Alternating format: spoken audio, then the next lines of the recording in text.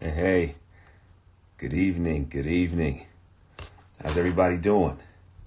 It is Wednesday, February 13th. It is Valentine's Day Eve, even though I don't put too much stock in Valentine's Day. And if you don't have anyone to spend Valentine's Day with, I hope you don't put too much stock in it. And even if you do, please don't put too much emphasis on a day that at the end of the day, just because someone sent you flowers or candy, that doesn't mean that all is well and vice versa. So hope everyone's good. As you know, tonight we're having the first Truth Talk that we've had since The Truth About Men is out. You can get it right now. You can order it right now. Amazon, Barnes and Noble. As many of you know, I've been traveling the country on the Truth Tour. I was in Atlanta. I was in New York last week. I was in Houston over the weekend. Before that, I was in Chicago. I just came back to LA, and now I'm getting ready to head tomorrow with the missus to Atlanta for a couple days. So I'm really excited about this. I see you. I see you got the digital and the hard copy. This book is tearing it up. What's up, Pastor Kelly, my brother? This truth is what we need. And tonight, I'm so excited that we have my dear friends, Terry and Rebecca Cruz. I mean, they are just a powerful, dynamic couple. Everybody, knows, obviously who Terry is and his story. And, he and Rebecca have been so honest and transparent, and as a result have transformed many, many lives. So without further ado, I'm going to bring on Terry and Rebecca. We're going to get into a truth talk. Y'all know how we do it. Here we go.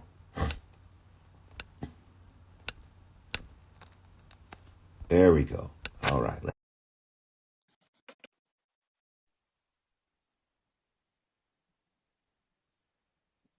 See if technology work. Y'all know how he's at the beginning of these truth talk. Yo, what's going on, yo? How we doing? Man, how was your day? I know you were working all day. Yeah, man, but it's okay. Listen, I wouldn't have missed this for the world, man. I've been peeping your book, man. The Truth About Men is absolutely incredible. I gotta just give you all the props in the world, man.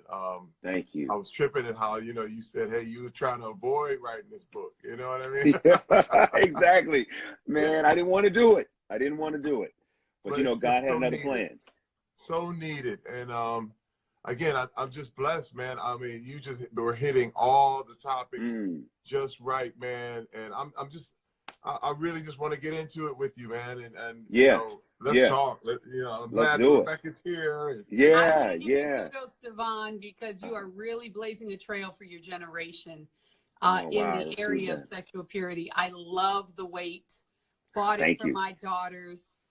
Amen. I have a boy. He is a little young to read it, but we're going to send him on the Truth About Men journey with Dad. I'm going to get him your book. I'm going to have the audio book for him. So dope. How old is he now? He's 13. Right. And I just have to tell you, thank you for taking a message that's not new, but putting it in a new format for a new generation. It's really, really powerful. And we're honored. We love you and support you, but we're honored to be part of this talk tonight. Oh, wow. It's truly, an honor to have you all. I look up to you both. You've been such an inspiration, and your friendship has meant so much to me and Megan over the years. And, I put you in the book. So I want to just read this section in terms of kicking us off. I want to read this section from the book where I mentioned you both and mentioned Terry, what you talked about. And then I want to talk about a conversation we had in the premiere as a way to get into our talk tonight. So I talk about, accepting the dog. And for those of you who don't know, my theory and thesis in terms of what's wrong with us as men and what's going on with the culture is men have a lust problem. And until we, master the dog, I call lust the dog, I call love the master. Love is sacrifice. Love is selflessness. Lust is selfish. And until we as men master the dog, we will not become the men we were called to be. We have to put love in control of lust. And so here's what I wrote on page 80 of The Truth About Men. Actor and activist Terry Crews and his amazing wife, Rebecca, are good friends of mine. He shared with me the same revelation he shared with the public a few years ago. Pornography almost ruined his life and his marriage. He said, pornography really, really messed up my life. He then went on Facebook in a series of videos, video posts to reveal how badly it messed him up. Some people say, hey man, you can't really be addicted to pornography, but I'm going to tell you something. If day turns into night and you're still watching, you probably have a problem. And that was me. It changes the way you think about people. People become objects. People become body parts. They become things to be used rather than people to be loved. It affected everything. My wife was literally like, I don't know you anymore. I'm out of here. I had to change.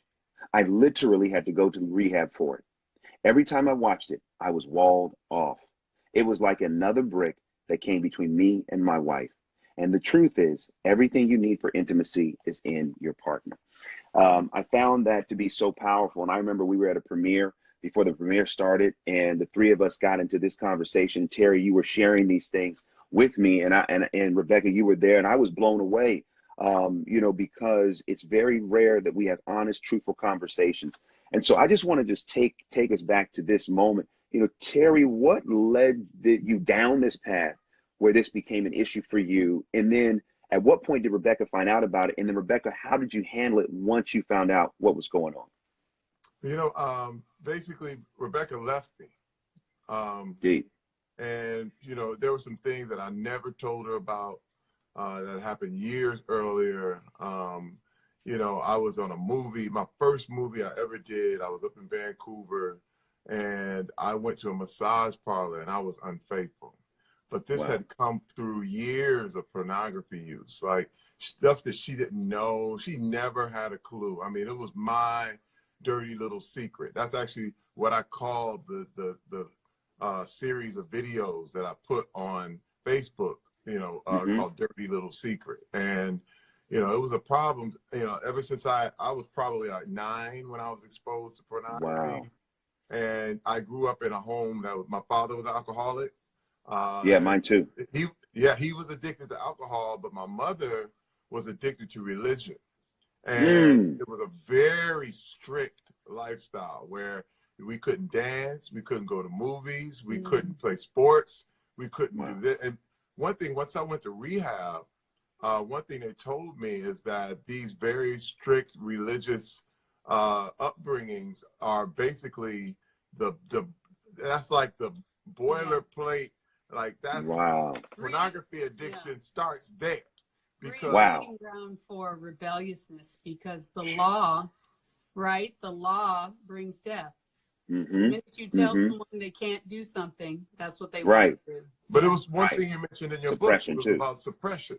You know what I mean? And it was one of those things where this is why people who are political or even religious leaders, and then they find they have a whole nother life. They have a whole double life. And let me say, I had a double life where I just felt like, okay, as long as I keep the image up, then, it'll be okay. As long as the image is fine, we'll be fine. Because apparently everybody's like this. And I couldn't have been more wrong, man. And I wanted to add to that many people would say, well, how were you married for 20 years and you didn't know?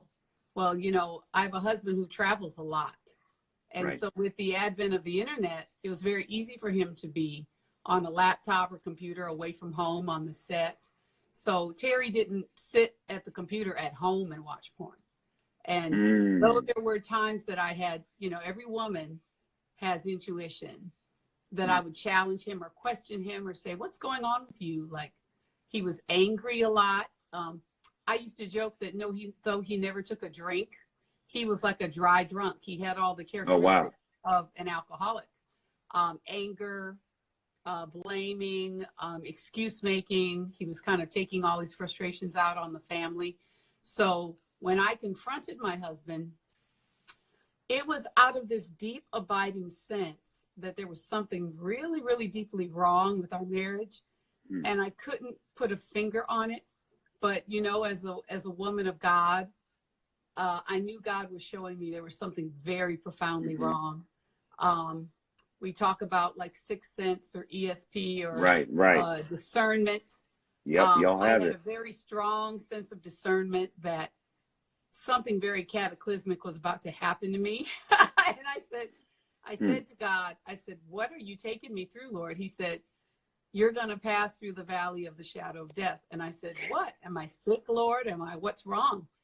I said, am I going to die? He said, no, but you're going to wish you had. And I was like, oh, no. Lord, you no, take speak this to thorn me. from me. Yes, really, DeVon. And I sat down with my spouse and began to hammer him with questions. And I kept getting the sense that I just was about to really go through something awful. And on the other side of the fence, he was on the other side of the country in a hotel room in New York. I'm in LA. And he's having his own like countdown to midnight with Jesus himself, because the Lord was waking him up in the night saying, you need to tell her the truth, tell her the truth. And it was almost Scrooge-like. He said that he woke up right at midnight. Then he woke up right at 1, right at 2, right at 3 on the dot. And God would say, tell her, and he'd say no. And then he'd wake up again at 4, at 5 a.m. And finally, I called him in the morning. And I was like, what don't I know about you? What don't I know about you? Screaming at him, like the wrath of God was on me to challenge my spouse in a kind of a prophetic way. And then he just blurted it out. And he started to tell me what happened, with he went going to the massage parlor. And I said, what else is there? What else is there? And he started to just pour out this litany of things that were like, strip clubs, or like the computer, or, even like maybe a friend or someone he was a little too nice to, that even though maybe there wasn't infidelity, there was emotional affair. There was this kind of boundaryless way of carrying himself, but he prided himself, well, at least I'm not really cheating. Right. I'm not really, I don't have women in every town kind of thing. But he was unfaithful really from a very spiritual place, even though he would say he only had, the incident there that he only counted that, but he was just, he wasn't whole, and he wasn't true to himself and true to what he claimed he believed. Because when I married him, we were in church together. I'm all like, oh, he's a godly man. And he was a very good fake, is what he was. Well, I want to say this is that, what's wild is that men need intimacy. That's Absolutely. what we're looking for. We're looking for intimacy. And what intimacy is literally is into me see. You want someone who literally sees everything, knows everything about you, and loves you regardless. But here's the thing. And in masculinity and the way the world is built right now, we want to be strong. So you never show her the real you. You don't show her the thoughts, the background. So I kept building this image, and the image was more important than who I was. And like I said, it was fake. It was a double life. But I just felt like that's the way to do it. Like, you literally are like, well, everybody's doing this. So, and this is another thing. I'm like, I'm very successful. And, because you feel like, okay, I'm making money. I'm I didn't leave. I leave the family. I'm here. Right. You're still there. I'm you're justifying. Doing my thing. And I loved her. But the problem is, it's just like you said with the dog, how you feed, when you feed that part of your life, it's there, and it grows, and it's getting stronger. And the thing was, what was so wild is because is that, the intimacy thing, every time you use pornography, it kills intimacy. So you're farther away from what you need. It's like, what it's like? It's like being on a boat in the middle of the ocean, and you need water, and you're drinking salt water. And it's killing you. It's killing you one drink at a time. And you are slowly losing. I mean, all of a sudden, they know, it's going to kill you, but you drink it anyway. And let me tell you, the deal is, over these course of these years, it had reached we weren't close. And my wife could tell. She could tell all kind of things. Like, and I remember finally, when I was in that room, which was we call D-Day, I was literally like, man, if you don't tell her, like there was a boy, it was literally like the voice of God. It said, hey, if you don't tell her everything, I'm going to leave you. Now, I was like, wait a minute, what are you saying? Like, well, and I felt like it was no going back. Like you would be fake forever. Like you would just, and of course, I knew the marriage was going to dissolve. I mean, I was at that point where I knew that this is unsustainable. It was at the point where, wow. And it was the darkest, I mean, loneliness I ever felt. And so when she called me that morning, I had been denied, like, you know, just, and I would start fights in order to get out of situations and start fights with her about things. He had become very unbearable to live with it by this time, DeVon. He was always angry. I say that he had every kind of holic except the alcohol. He was a workaholic. He was an alcoholic. He was a spendaholic. He was a thrill seeker. It was like living with someone who had no moorings. And, you know, 20 years in and 5 children, I was done. I was lonely. I was lacking spiritual companionship. I was lacking really true intimacy, like he said. One thing, and I'm sure this is a little more candid than people get on Instagram, but when you're dealing with pornography, you don't have a realistic perception of what true lovemaking is. And there was even this wall between us there where I was like, are you here? Like, do you see me in this moment? Are you listening or really responding to me? Or are you acting out some fantasy in your head? So even though we were supposed to be together, it's like we weren't together. It was very lonely and very left me feeling empty, left me feeling unloved.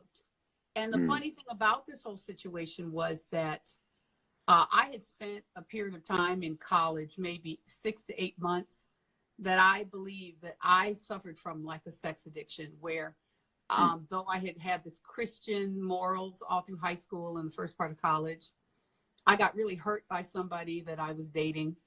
And I felt like I kind of rebelled, you know, against everything I've been taught. So for about 6 months, I described myself as promiscuous. Now, I look back on that, and there are other people who would say, oh, that was nothing. But to me, it was a very big breakdown of what I had promised myself I would be. Sure. But I can recall that what I was trying to do was fill something in my heart. There was this hurt there. And so to a degree, I understood the power of that kind of addiction. I understood the power of trying to meet this need in this wrong way.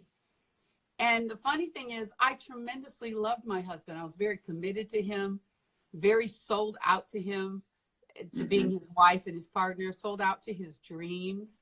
I mean, there was nobody really, I can say proudly, more committed to his future than I was. Nobody. And that's really true. That was a God ordained thing. I believe the Lord brought us together when we met each other. He was the answer to my prayers. So to get 20 years in and go, this is who you are. I was mad at God. I was mad at him. Yeah. I was like, oh, this, I'm done. This is not what I prayed for. This is not what I have. What I asked for. And I said, Lord, I'm going to have me a Tyler Perry ending. I want a new man and a new car. And we going to drive by while he cries in his beer over the woman he did wrong. Whoop-de-doo, you know. But that is not what God said. God said to me, you're going to have a new man. And I said, okay, Lord. He said, but it's going to be the old one reborn. And my husband is really, truly reborn.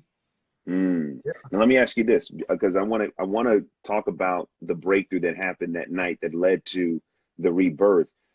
But for those that are struggling, that have not gotten to their breakthrough yet relative to this issue, what in those moments when you were engaging or indulging, you know, in pornography, in those moments, what was it fulfilling? You know, what made it so addictive? Because, you know, I was on the Breakfast Club last week. And, you know, did a whole interview, you know, the interview's got a lot of response. But one of the things they asked me about was pornography. And I talked about, you know, how pornography, you know, in my analogy of the dog versus the master, I would say that, you know, anything that's virtuous is soul food, which feeds the master. Anything that is vice is dog food, it feeds the dog. And I put pornography in the dog food category. And I, you know, say, hey, you got to be very careful with that, even if you're in a relationship or a marriage. And I got a lot of pushback for that. A lot of people say, oh, what are you talking about? Especially in a marriage, especially in a relationship. What do you mean? So I just want you to touch on, you know, what that was fulfilling and why it ultimately became so dangerous. Wow. Well, the thing is that, you know, you're looking at what was, for me, the appeal of pornography was numbing.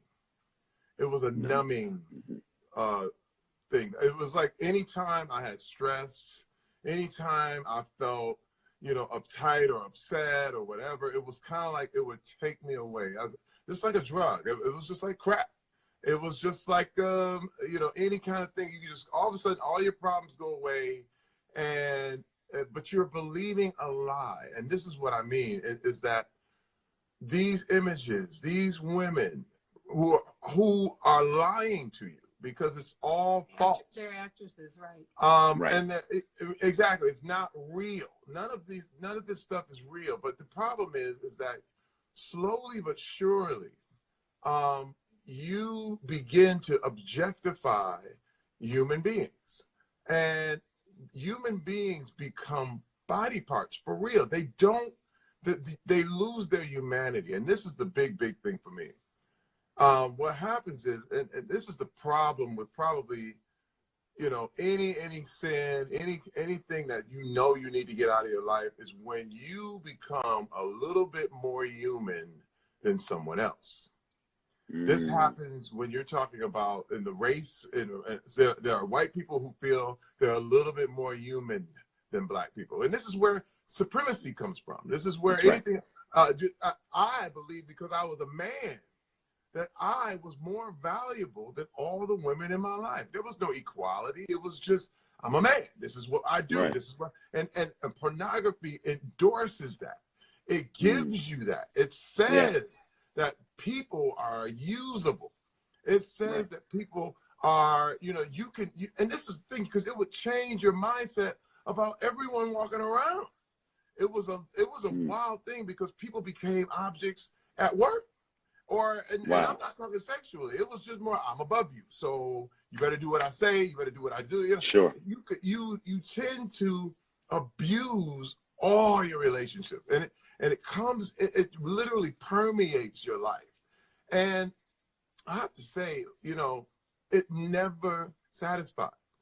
This is the real deal, because I remember this. When I say day turned into night, you could spend 3 hours. What used to be an hour on pornography turned into 3 hours, turned into 5 hours, turned into 8 hours, where you're like, I'm spending 3 hours looking for an image.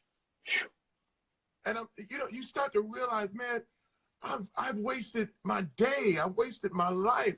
It's no use. It's, you know what, it's almost like people who complain about not going after their dreams, but after work they go and spend 8 hours in the bar. Right, and then it's like, well, there's no excuse, right? You can't complain if you're wasting your time. It was literally sapping my. And this is another thing people have to remember, is that sexual energy is creative energy. Yes, it's the talk about that in the book. Thing. It's this, yes, and let me tell you something. When the energy that you should be putting into creating, pornography robs you of your creativity. Right. It actually robs you of ideas, of things that you can actually do to improve your life, to make your life better. It keeps you in a numbed out state. It is no different than the crack house, and all of a sudden you're sitting there and you're gone, and you just wasted so much time, so much energy. You never get time back, ever. Right. Now, when you bring that into the relationship, this is what happens. Because, for one, you know, for men, and people say, well, you know, people are the same. But I'm going to tell you, men and women are very, very different. We operate very 1,000%. Absolutely. It's the truth. Absolutely. And men react to pornography much differently than women do. And I want to jump in there as a woman who didn't have an addiction to porn, but I've seen porn. And one of the things that I always find when I've seen it is the automatic eye roll of the women in the room, because the objectification of the women in porn, the scenery is written by men. So it's written toward a fantasy. It's written toward this ideal who, you know, she's always ready. She's always turned on. She likes everything you do, which a lot of things they depict in the films, I can guarantee you I would not want someone to do to me. Can I add to something? Yeah, go ahead. Well, you know, you got to understand, in real life, a woman's no means no. But in pornography, no means yes.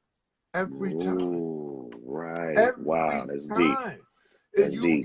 do not have a porn movie that it starts out with her going, no, no, no, and always ends up in yes. It's a rape training kit in a lot of ways. And you're talking about, you know, this is where, and there's a big disconnect, because now you've lost all signals. You've lost how to even read what a woman is saying. Because if you have a lot of pornography in your life, you don't even have, this is what happened to me. It was like I was turning off when I was trying to connect with my wife, because there is no intimacy there. It literally puts a brick there. And I know a lot of people, again, who feel like, well, it spices up things, and it feels like, you know, all of a sudden it can be great. But this is the deal. Everything that's bad for you is great in the beginning. That's there you go. Yep. The first drink you've ever had. Oh man, yeah, it's all good. Man, I can tell you, it was fantastic, but it has a price to be paid later on, and it's horrible in the end. Any drug addict will tell you, any person will tell you, that first hit was amazing, and then it always has diminishing returns, and that's what happened with me. I was done. Like, I was so done. And I remember when I did tell my wife all the stuff, and I thought, oh wow, okay, well, you know, now we're good. We can get, you know, now we can get back. She was like, this is it. I'm done. I'm out. And I was like, what are you talking about? Okay, this is good though. But because I talk about this in the book, and I'm going to get to this point, but I want to hear, Rebecca, why? Because most women, in my opinion, the moment their husband comes clean, they would say, okay, honey, all right, I didn't like that you did that, but since you've come clean, let's work through it, but I'm going to be with you. Why did you say, hey, I'm out at that point? Well, one thing to remember, I had told my husband, because I watched my dad and my stepdad cheat on my mother. I had always told my husband that if he ever cheated on me, I'd leave him. Because that was the one thing I said I would never tolerate in my marriage. I was not going to be that woman that just forgave and took back and worked it out. I just thought it was disrespectful to the marriage. And truthfully, I thought, if I can be faithful, so can you. I get plenty of opportunities. I get plenty of men coming at me. You know, I work with musicians. I have plenty of attractive people around me. And if I can make a decision about how I handle my emotions and my sexual energy, so can you.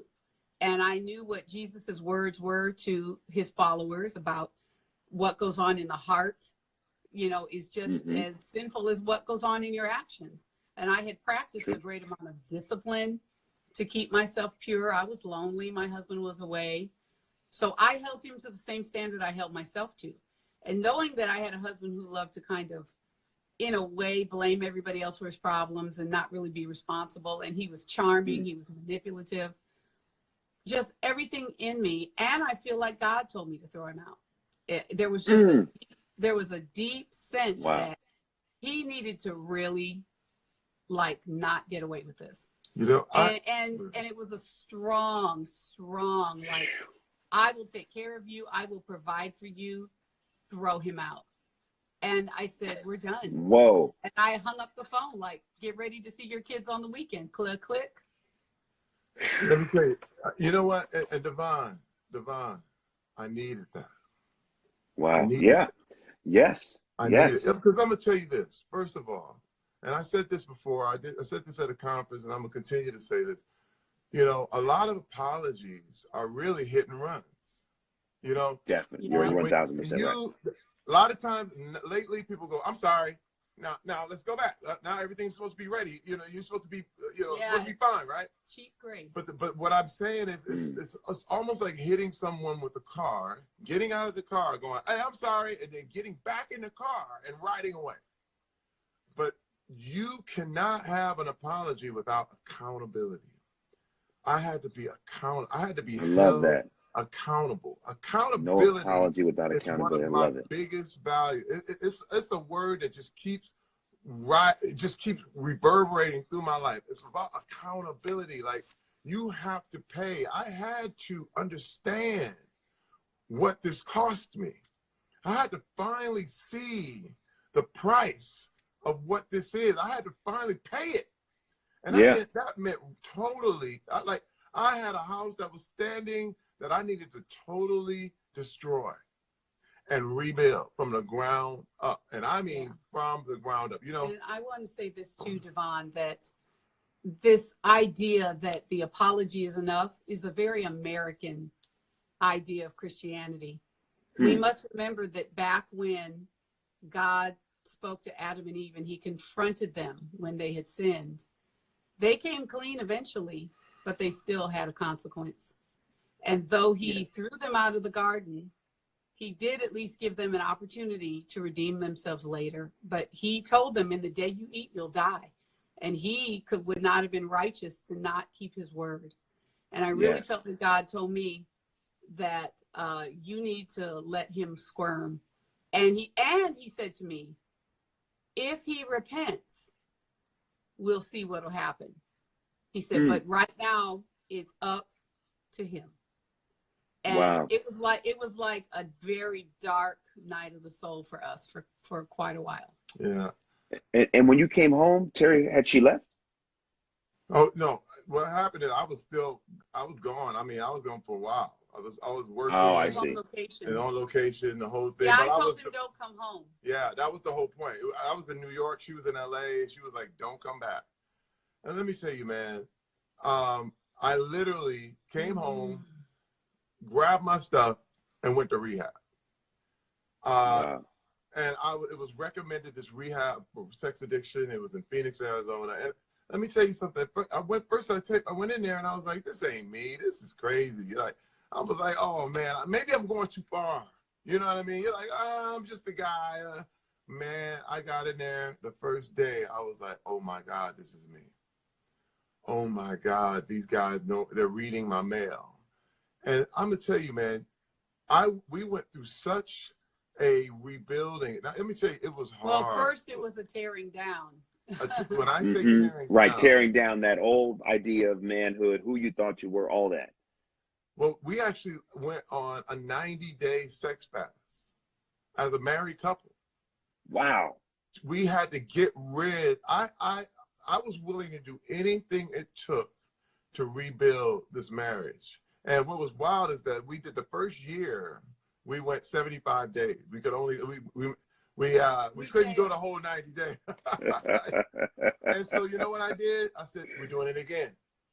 We're going to do it again. So we went. That's Terry Crews. He's like, we have to win this. No. But you know, this is the deal, DeVon. Once you know how far off you are, it's no different. It's almost like, you're walking and you think you're going north, but you've been going south the whole time. So I was like, anything I could do to get back north. You know what I mean? Like, because I kept being, all these things that were wrong with me, all the things that I had believed, because you know what? I had believed lies, man. I had believed lies about masculinity, lies about what it took to be a man, lies about about sharing, about intimacy, about what this communication, thing was, all of it was and her role. Everything. I mean, his father had abused his mother, right? So there was very physical abuse, very violent home. And though he was a Christian, he had internalized a lot of very domineering, controlling, I'm above you. And there was emotional abuse. There was financial abuse. And then the church didn't help, because the church was telling me to submit. The church was telling me to just pray. We're going to get to that. I mean, even though there was like, yes, you can confront him, but nobody ever, they discouraged me from leaving him.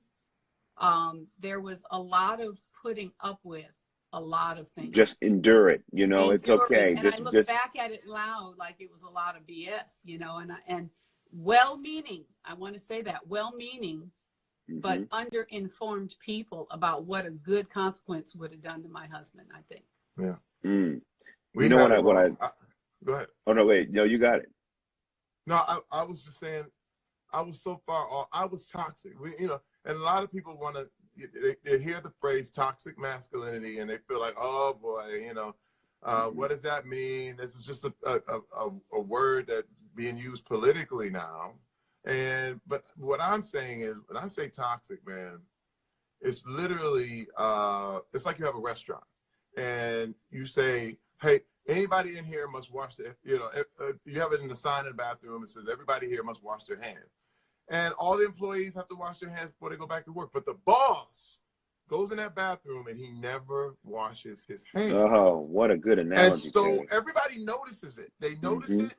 And everybody, all the workers go to the manager and say, hey, you got to go talk to the boss because he's not washing his hands. Because the boss comes in, he's touching the salmon. He's messing around with the steak. He's got his hands in the salad. And everybody's like, no, he's not washing his hands.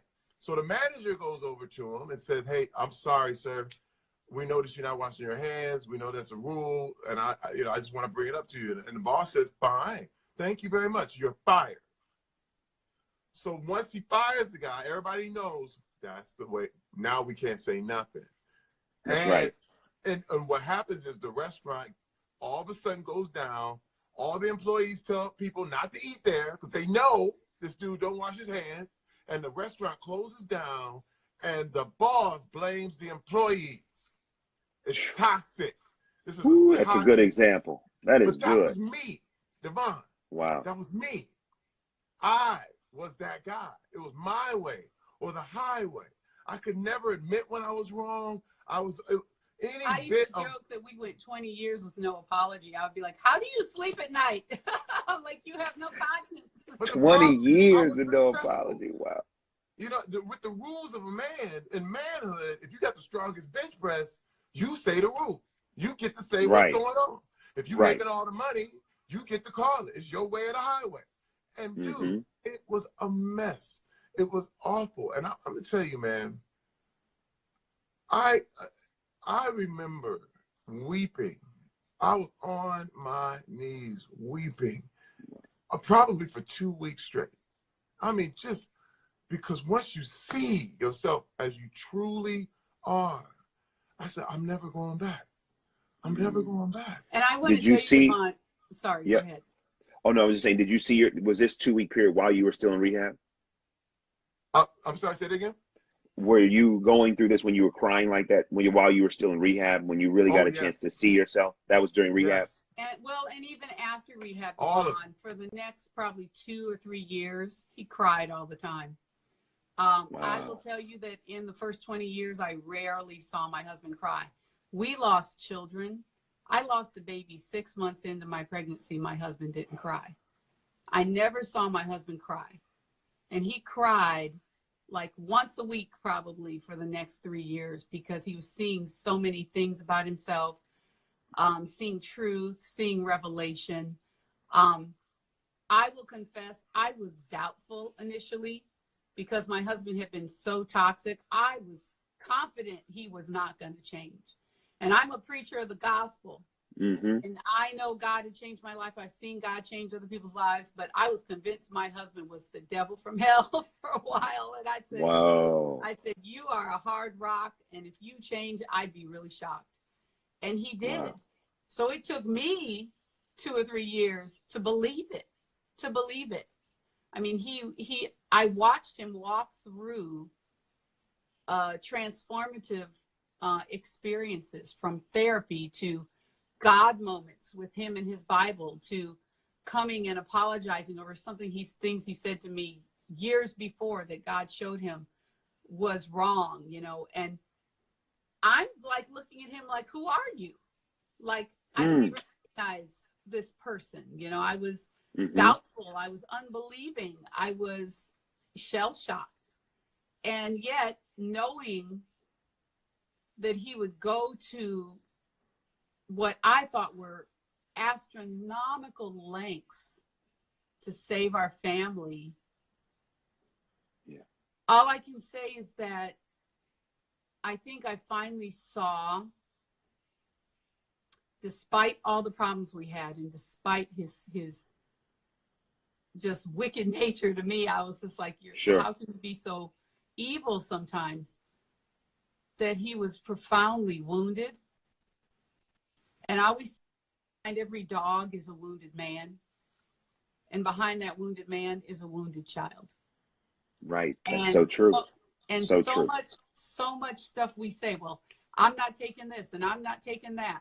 And these men better do right or get left. You know, we're very harsh. But God told me, he said, Rebecca, walk a mile in his shoes.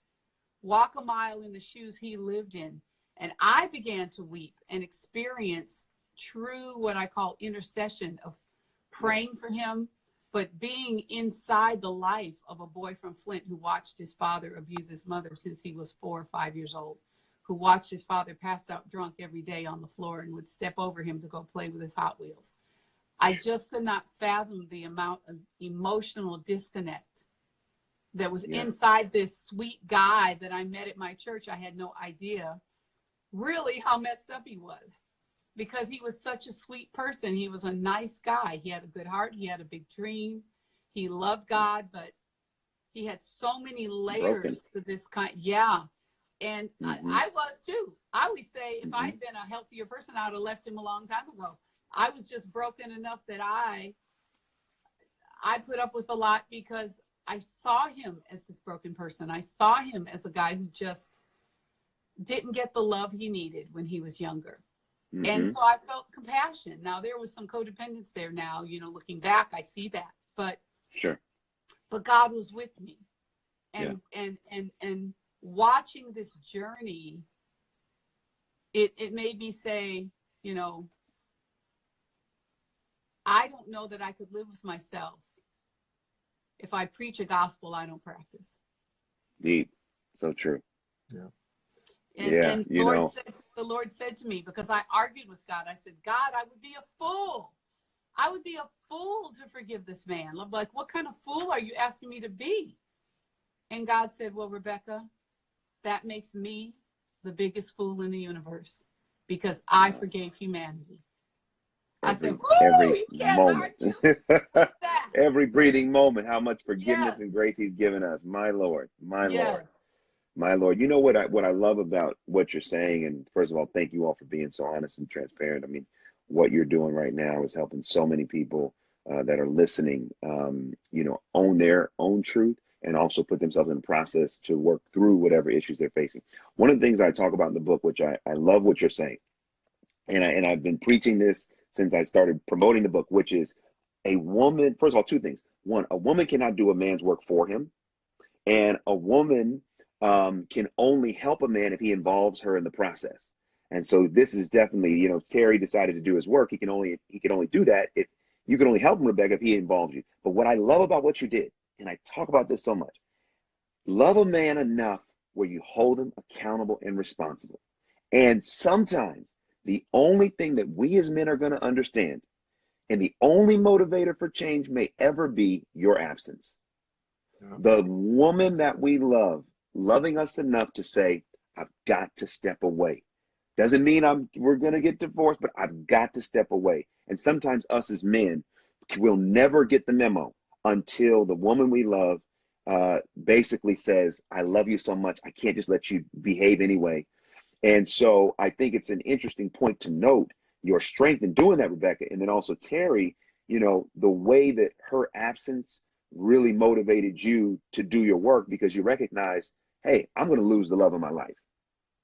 And how important that was to not do that. One of the things that people all the time, DeVon, that if I had known he would change after I left him, I would have done it 20 years ago. Oh man, but here's one of the things that I really want you all to address, and you're addressing it a little bit, but I want to go a little deeper here, which is so many people, especially women, when they are dealing with men who may not be changing at the rate they would like. How does a woman, you know, support a man in his process when that process is still the man's process, if that makes sense? Mm. Well, there are two things that I find with my spouse. One is that consequences need to be swift and strong. The more we tolerate, the more they'll do. Oh, My Lord have husband mercy. was Jesus. yeah, he was a pushy guy. He was used to get overstepping his boundaries a lot, you know, not calling me in advance and just showing up with guests at the house, or, you know, just things like that took for granted my graciousness, you know. And I would be like, and I would try to explain to him, honey, you can't do that, you know, I'm not prepared. And I would try to reason with him as if he didn't know what he was doing. And so now I do things like, well, I won't be here. You know, he'll try to say, well, honey, we're having so-and-so over. Oh, really? Well, I have plans, so you'll have to figure it out. And I let him, you know, handle the consequences of that. I don't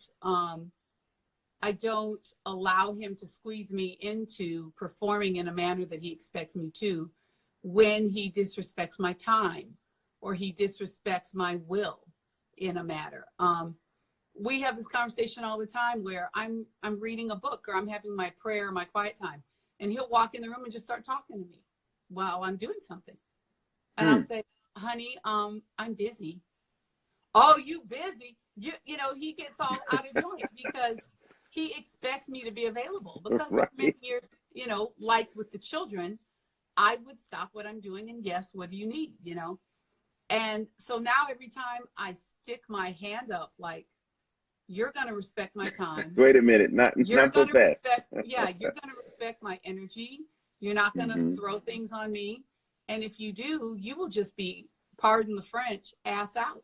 I was like, and he started to get really angry. And that's one of the things I learned in my therapy was setting boundaries, and that you're going to face the backlash, because even though he's in therapy, he is going to really hate you for putting your foot down about a lot of things.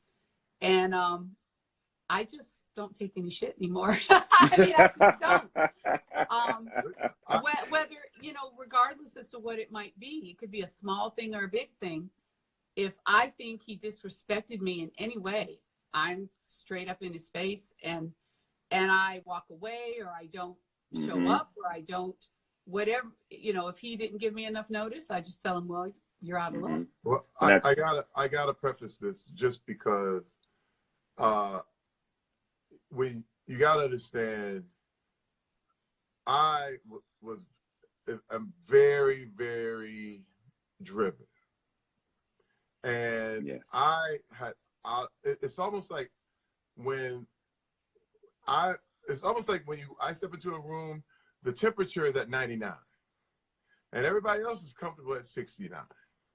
But I would come in and turn the room up to 99, because everything I'm about was like that. I'm very like, listen, if I was a drug dealer, I would have been Nino Brown. Right. I'm just telling Gonna you. be the best. Listen, I pulled around in Hollywood and ended up where I am. Well, you know, I went to, you know, I was just walked on to my football team and went to the NFL. And so you're talking about a mentality for years that was about beating, competition. No one's doing enough. No one's doing. It's like we gotta do this tomorrow. We gotta do this now. We gotta. And I'm gonna tell you something that wears a family out. And yeah, he cracked the whip all the time. He was like Simon LeGree. And I would take it as a moral failure. Everything was a moral failure. You know what I mean? When I say, you know, and I tell people all the time, like, my name on my book, Manhood, was really Terry Crews was an idiot. And you have to really, like, the manhood was the nice way. But, man, when I look back and I look at how I even talked to my kids and talked to my wife, it was rude. It was too much. Obnoxious. It was big. And so I understand this pushback now. Like, literally, she's like, because I can still get into old habits. Like, oh, yeah, hey, baby. And she's like, I'm like, oh, yeah. Oh yeah. Tone. Well, because you teach people how to treat you. Well, and I want to say in response to that what was good for the goose wasn't good for the gander. If he was reading a book and I walked in, hey babe, he would be, I am reading. I am doing something. You are interrupting me. And I'd be like, I am your wife and I have the right to interrupt you, you know. So he expected me to be available, but he was never available. He was always, I used to joke that he treated me like his secretary or something, you know, and I would interrupt him and he would act all highfalutin like I used to say, you think you're the king of Siam? I said, you're going to be a king by yourself, you know. And so I started treating him the way he treated me, not out of vengeance, but just so he would see how it felt. And Terry, were you able to see that? How did that make you feel? Or did that help you change or bring to your awareness things that you might do differently? But I think, you know, one thing I knew is through my therapy and through what I was learning was that the problem with me was pride. Yeah. And I so many had of us to be vulnerable. I had to practice vulnerability. And this is the problem. Empathy, because he lacked empathy. You know, he couldn't put himself in our shoes. So any mistake we made, it was all judgment. But he made a mistake, it was all grace. And so my kids spill their milk. Go ahead. No, I want to finish that comment though. Sorry, go ahead, Boo. Yeah, what was I going to say? I don't remember. you were saying, you know, when you lacking empathy, and you were saying, shoot, right before that, Terry. Oh man. I was asking you, you know, how that made you. Did that make you change? And when you saw her doing those things to you, did that put a mirror in front of you where you started to see, oh, I see I'm behaving this way? Yeah. You know, the thing for me was that, you know, I just realized that I really needed to be vulnerable. That's what I was going to say. Yes, vulnerability. The vulnerability aspect was one of killing my pride at every step.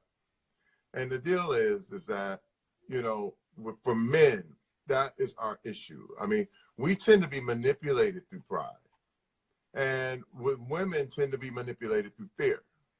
And I realized that the pride had to be killed because the more I esteemed myself, the worse I would get.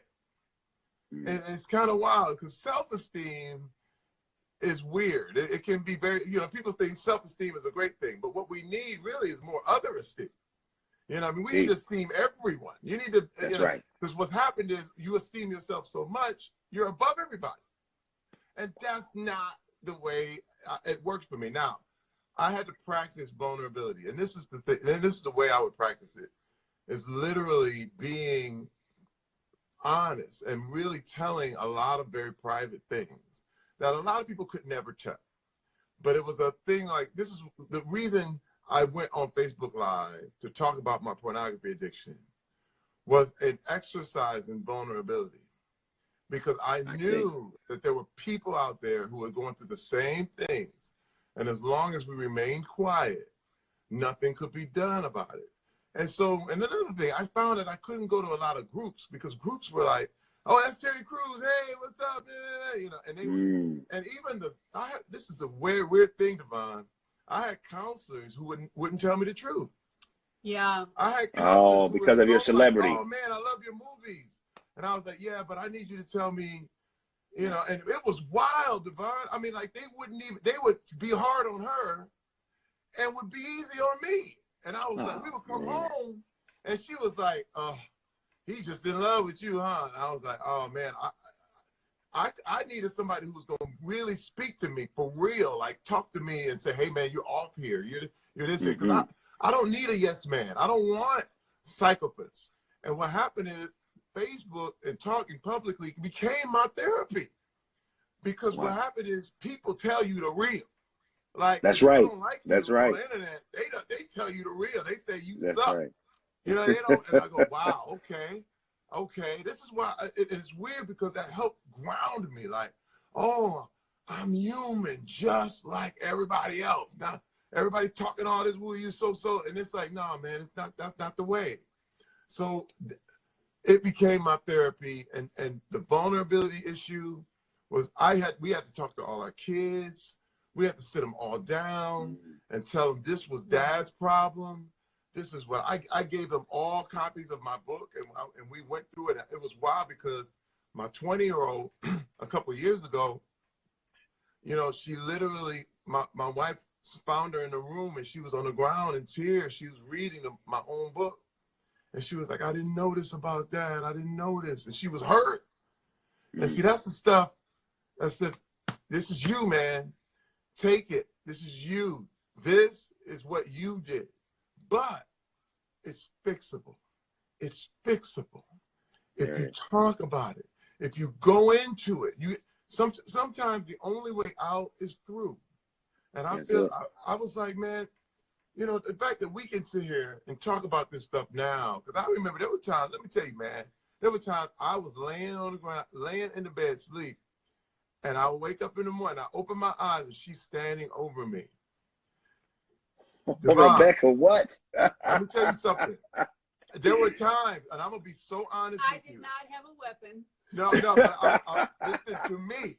I'm going to be honest. This happened more than once. Yeah. But I thought, this is it. Like, I thought she was going to kill me.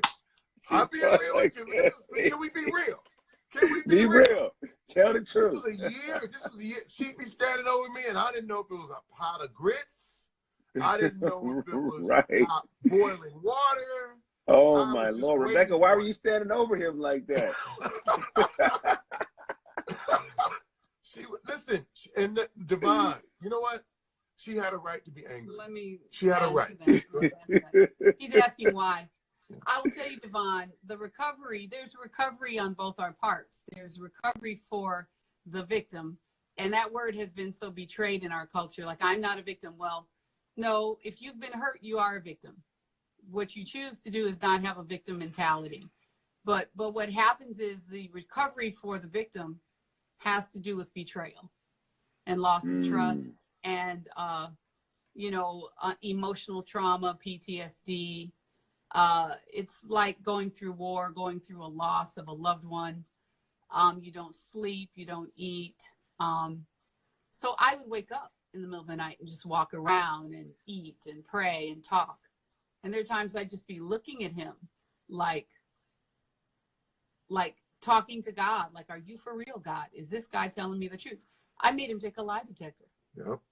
The place we went. We did everything. We did it all, man. The therapist wow, polygraph that. Yeah, the therapists that we went to, they deal with sex offenders.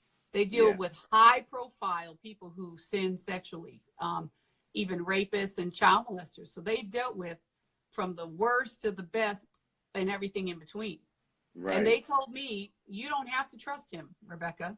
You don't have to trust him. You don't have to believe nothing he says.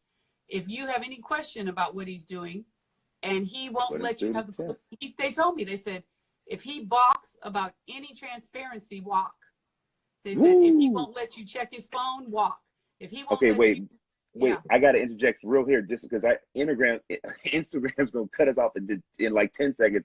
I'm going to end this. I'm going to call you, I'm going to go live again and just come back in here. We got to finish this piece right here. Okay. Here we go. Before they cut us off. All right, y'all. Part 2. Here we go. Man, are y'all listening to this? Whoa. All right. Whoa. Okay. We are back. Wait a minute. Okay. So you had him do a polygraph test. I did. And what did you want to, what was the truth that you were not trusting? Well, one of the things that happens with disclosure, and this is what we call disclosure, is when they basically tell you all the stuff they've done. Okay. One of the things that happens is addicts will lie. They'll withhold the truth. They'll tell you they did this, but then they don't tell you everything. And so you kind of new things keep coming out, right? And so one of the things the counselors ask you to do is be completely transparent, like anything you remember, tell it, you know. Don't leave out that you've got a girlfriend in Texas who has a kid. Don't leave out that, you know what I'm saying? Like for there to be real healing, you got to tell everything. Yeah. You know, maybe not every detail, but you need to tell everything. You can't, you know, sugarcoat, you know, oh, I have this girlfriend in Florida and I'm paying for a condo. Don't hide that. I mean, you know, you've got to let it all come out. And I had this doubt about whether or not everything he had told me was really true. And I just, you know, because when you've been married to someone for 20 years and you find out this kind of horrible dark secret that they're like Jekyll and Hyde, you don't know what you believe, you know, at all. You don't trust anybody. You don't trust anything. You don't trust yourself. And they had told me, they said, you know, if you feel the need to, make him take a polygraph. And if he balks about it, then you have your answer, you know. And my husband, bless his heart, any question I asked him, he answered. I had the passcodes to his phone. We had a program on all his devices called Covenant Eyes, which allowed me to see wherever he went. Covenant Eyes, wow. Covenant Eyes. It's an awesome program. I was able to find my iPhone. So if he told me he was a certain place, I could check and see where he was to verify. I didn't have to just trust him.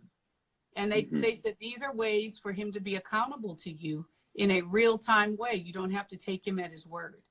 So I went and found a high-profile polygraph guy in New York City, because we were living in New York at the time.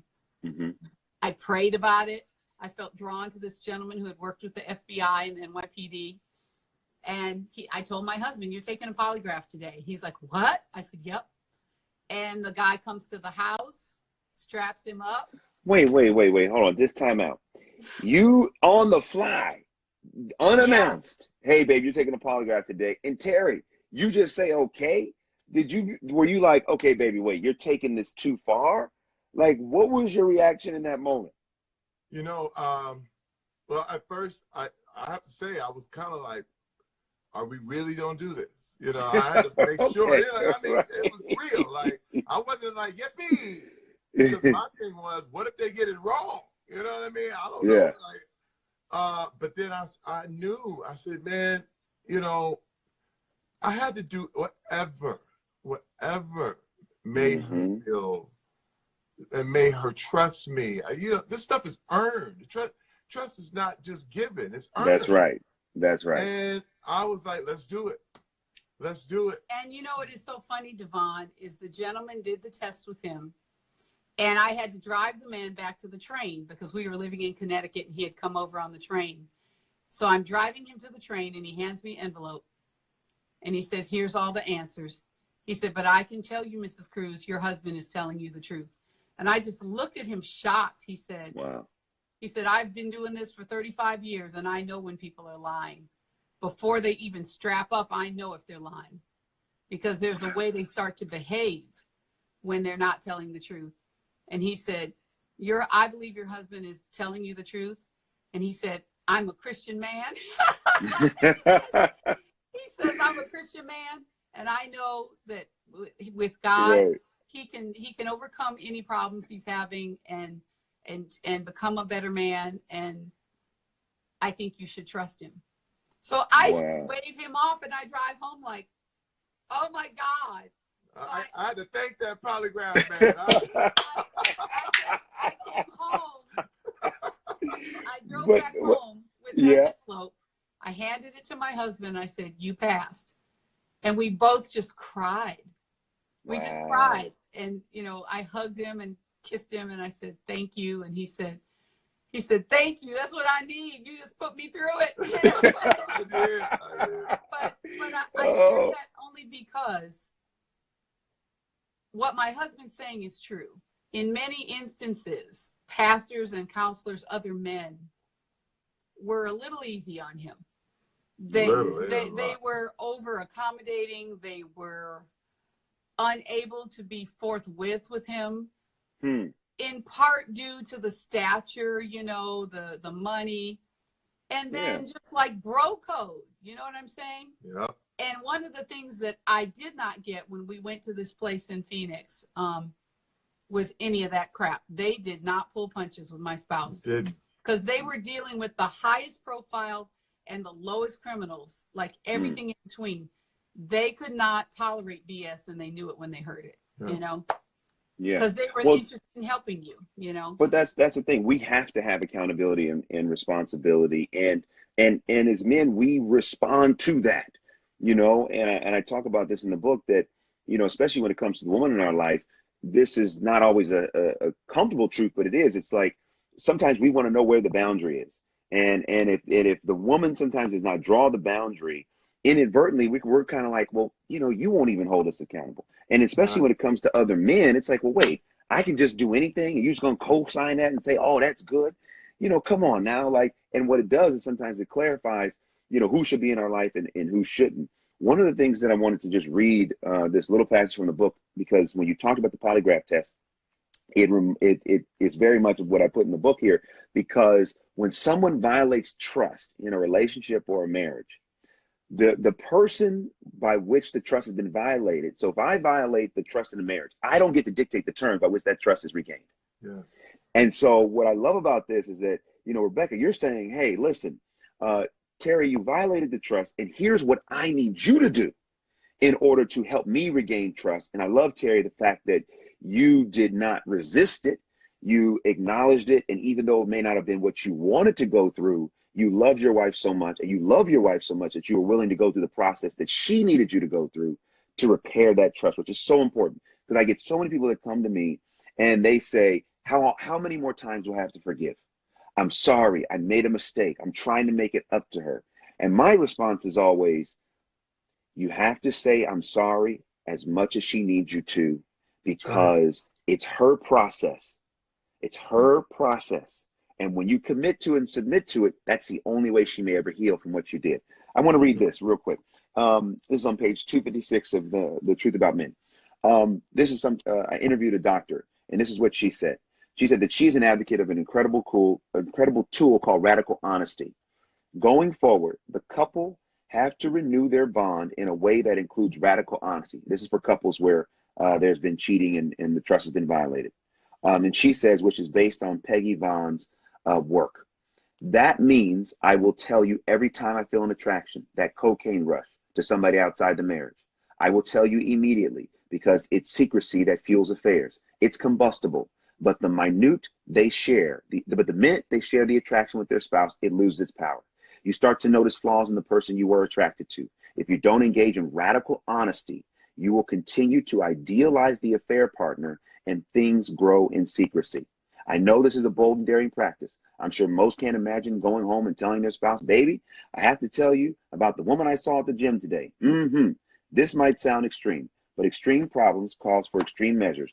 Dr. Springer uses this in her own marriage. The reason why I read that is because this idea of radical honesty, even if it's not talking about someone you're attracted to, reference to what you all do is like, okay, I got to tell you the truth.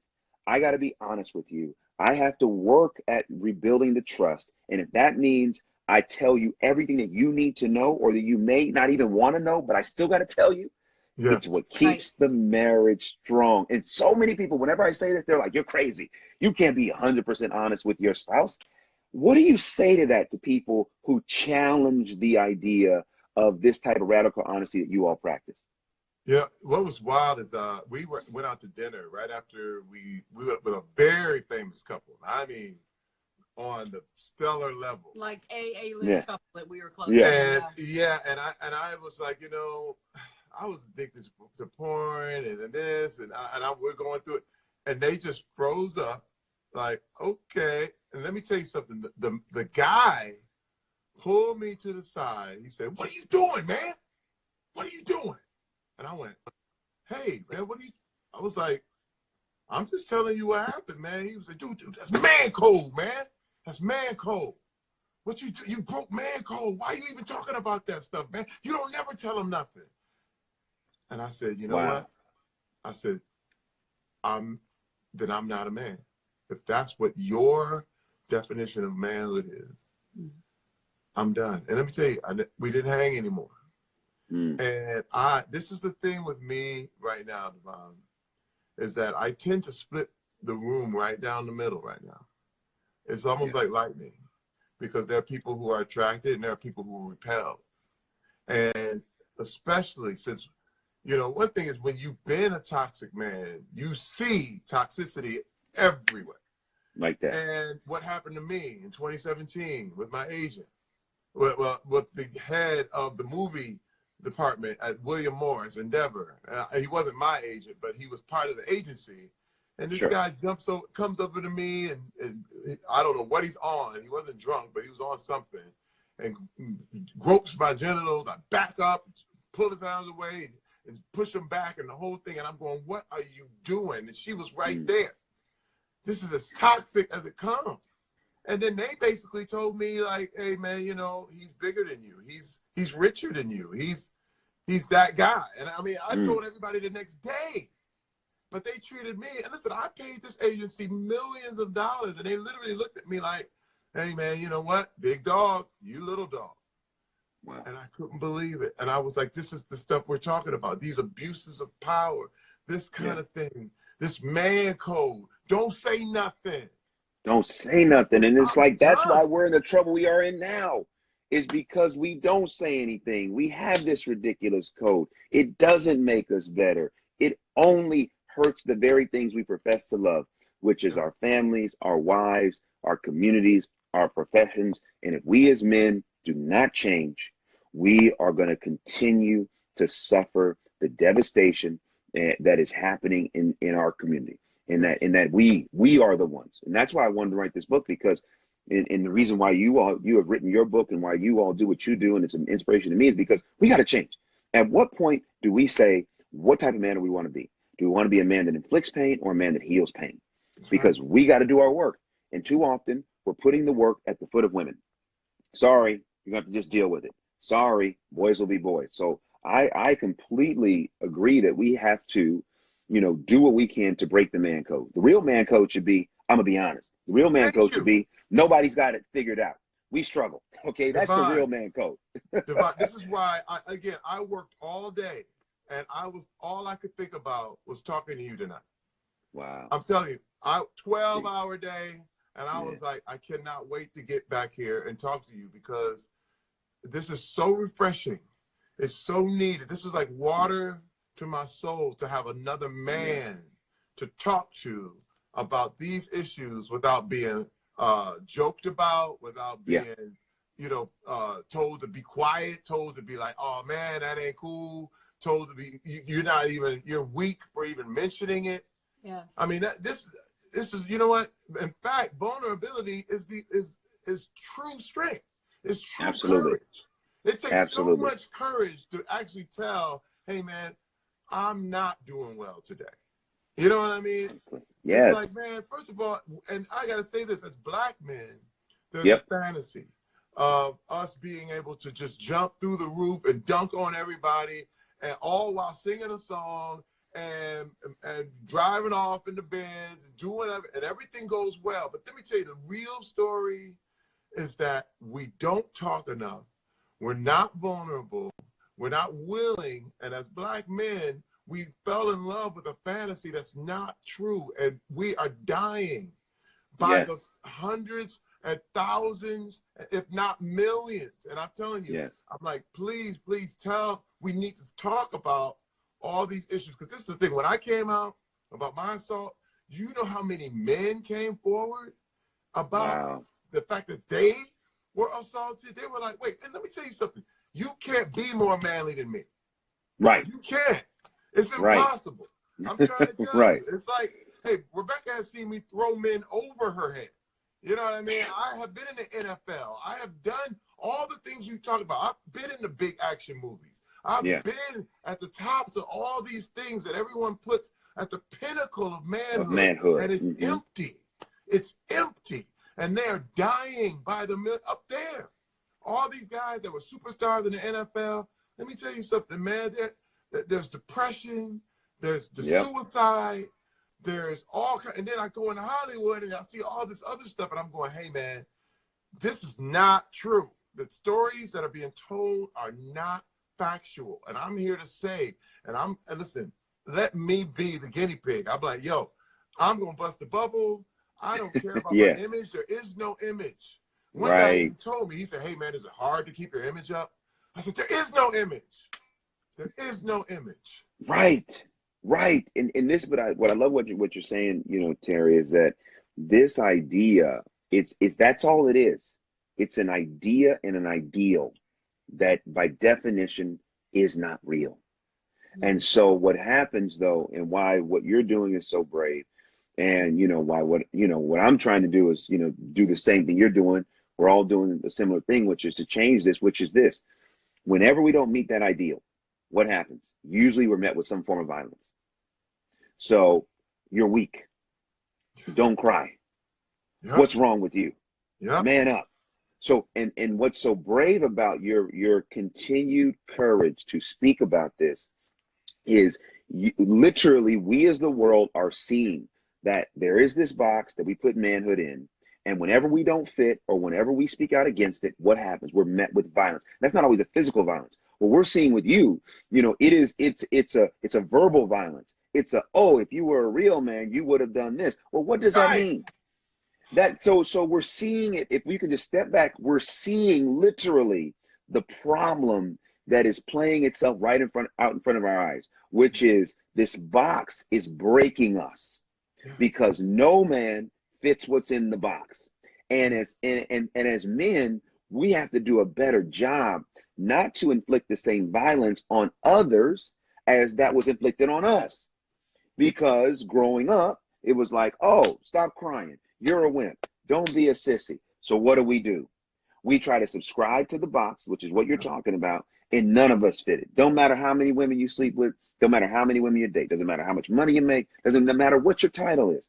If there's an emptiness internally, there's nothing external that can fill that.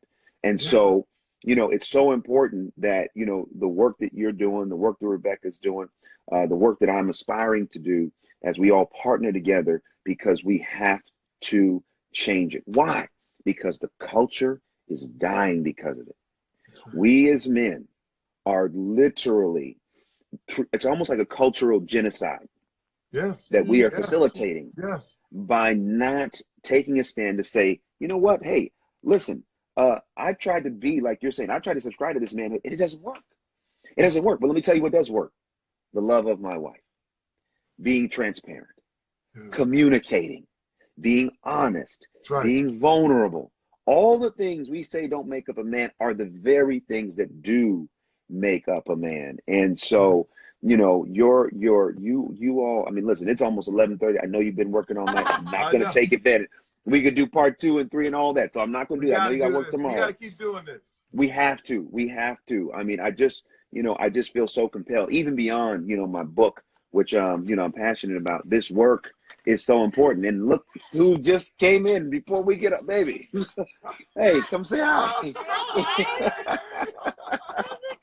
I'm watching downstairs. Hey. We've been in here for an hour and a half. No, I've been watching downstairs. I've been watching all of it. Amazing, right? Amazing.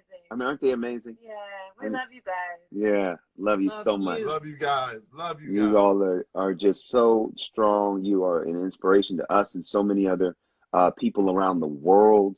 We just want you to know that I love it. We're covering you in prayer, and please keep going. We need you. Please, please. You know, I mean, seriously, it's like what you're doing. It's your legacy. Well, people will honestly, Terry and Rebecca, people won't eat when you're done. When God's done with what you're doing, your legacy, people will be like, "Oh, he was in movies too. Amen. She sang too. Really?" Amen. The entertainment will be the footnote to the legacy. That's right. What you're doing to change the culture will be the legacy. I believe it. Thus saith the Lord. So just keep going. And we're with you every step of the way. And thank you so much for being with us as we embark on this journey. It hasn't been easy. The haters have already come. But you know what? We're going to tell the truth, because the truth is going to set us free. Amen. Always. Love you guys. Man, we love you. We love you guys too. We love you so much. Good. Thank you for And the book is awesome. Go get the book. If you don't have this book, go get Yes. It's so the men and women truth and about your men. teenagers The and truth For the young about people. men. Yes. For Incredible. Thank you. Yes. You Thank telling you. it for real, man. I love you, brother. I love Man. you. Thank you so much for your Love you truthfulness. back. Thank you. Love you back. Love you And y'all guys. get some rest. We can't wait to see you soon. All right. All righty. God bless you. Guys. God bless you God bless too. you too. Good night. Good night.